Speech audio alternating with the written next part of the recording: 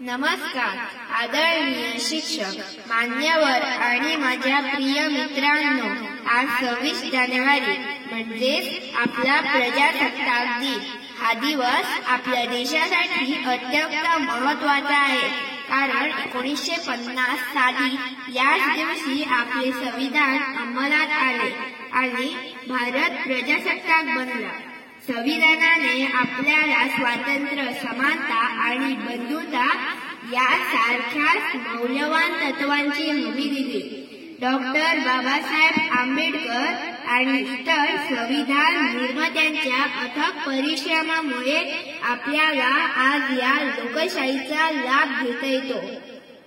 आजच्या दिवशी आपण आपल्या वीर शहीदांचे स्मरण करूया आणि देशाच्या प्रगतीसाठी कटिबद्ध होऊया. आपले हक्क ओळखून जबाबदाऱ्या पार पडण्या हेच खरे देशप्रेम. जय हिंद, जय भारत.